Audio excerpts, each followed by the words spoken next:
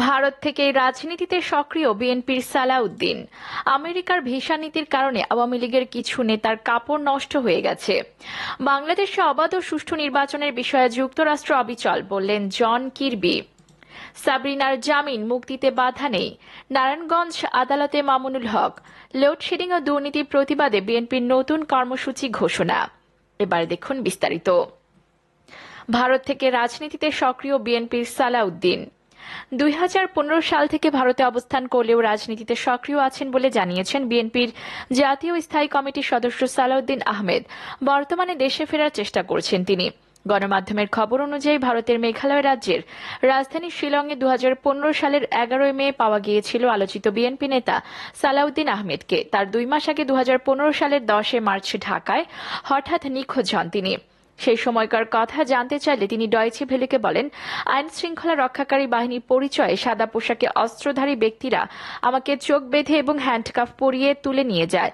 তার প্রায় 61 দিনের মতো আমাকে গোপন জায়গায় আটক করে রাখে। এরপর 2015 সালের 10 মে তারা দুপুরের দিকে চোখ বাঁধা এবং হ্যান্ডকাপ পরা অবস্থায় একটি গাড়িতে করে আমাকে নিয়ে রওনা দেয়। যোগ করেন আহমেদ। তিনি দাবি করেন আইন শৃঙ্খলা বাহিনী তাকে শিলংয়ে রেখে এসেছিল। 2015 সালের 11 মে ভারতে অনুপ্রবেশের দায়ে বিএনপির এই নেতার বিরুদ্ধে মামলা করে শিলং পুলিশ। সম্প্রতি সেখানকার একটি আদালতে সে মামলা থেকে তাকে বেকসুর খালাস করে দিয়েছে এবং তাকে দেশে ফেরানোর নির্দেশ দিয়েছে।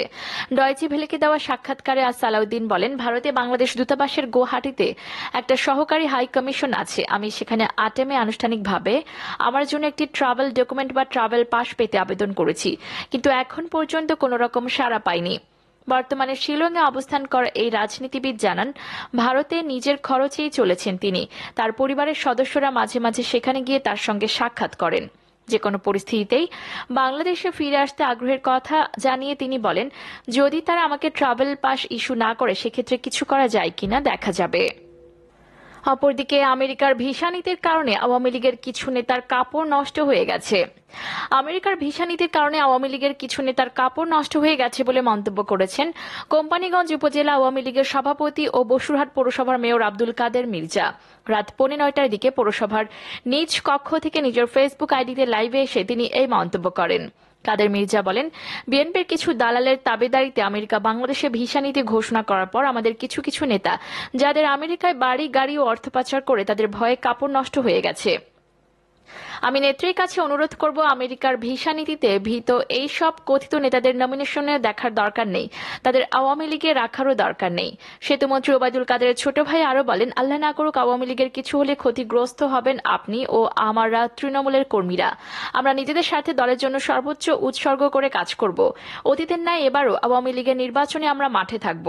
এসব সুবিধাভোগী লুটপাটকারীদের নমিনেশন না দিয়ে দল থেকে বিতাড়িত করে আওয়ামী লীগের ত্যাগী কর্মীদের মূল্যায়ন করুন। আমেরিকার এসব ভিসা নিষেধাজ্ঞা এর আগেও নাইজেরিয়া, উগান্ডা, সোমালিয়া সহ কয়েকটি দেশে দিয়েছিল, কিন্তু সেসব দেশে এসব নিষেধাজ্ঞার কি প্রভাব পড়েছে?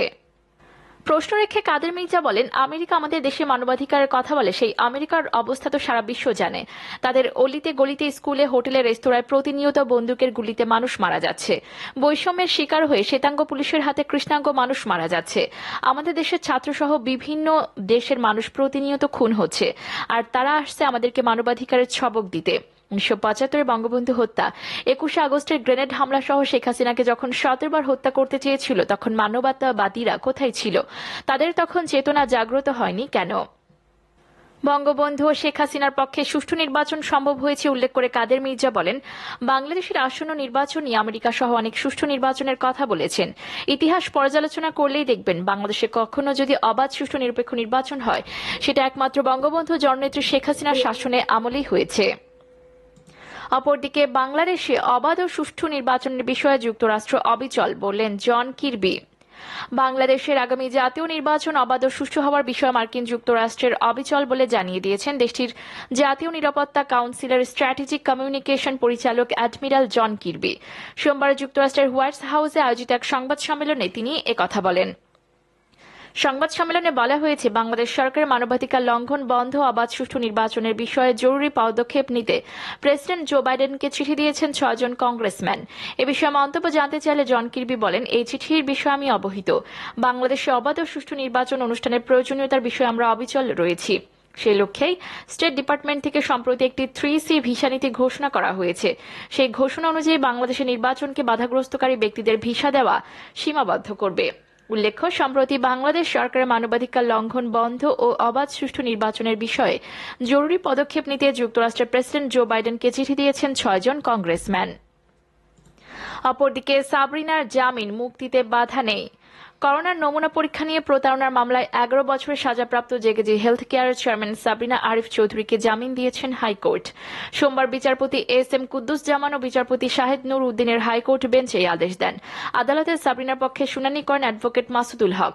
রাষ্ট্রপক্ষে শুনানি করেন deputy attorney general Sujit Chatterjee Bappi. পরে আইনজীবী মাসুদুল হক বলেন, সাবরিনা অন্য মামলায় আগেই জামিন পেয়েছেন। প্রতারণার মামলায় জামিন পাওয়ায় তার মুক্তিতে বাধা নেই।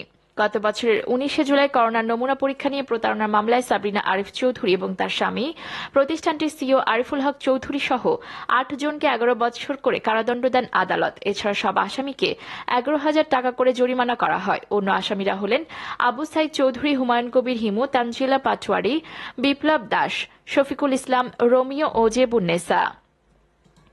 অপরদিকে নারায়ণগঞ্জ আদালতে মামুনুল হক।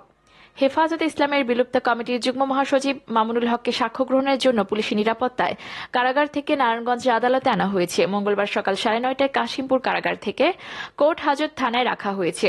কোর্ট ইন্সপেক্টর আসাদুজ্জামান জানান, 11টা নারায়ণগঞ্জ নারী ও শিশু নির্যাতন দমন ট্রাইব্যুনালের বিচারক নাজমুল হক শ্যামলের আদালতে তাকে হাজির করা হবে। এই আদালতে তার বিরুদ্ধে সোনারগাঁও থানায় দায়ের করা একটি ধর্ষণ মামলায় সাক্ষ্য গ্রহণ অনুষ্ঠিত হবে।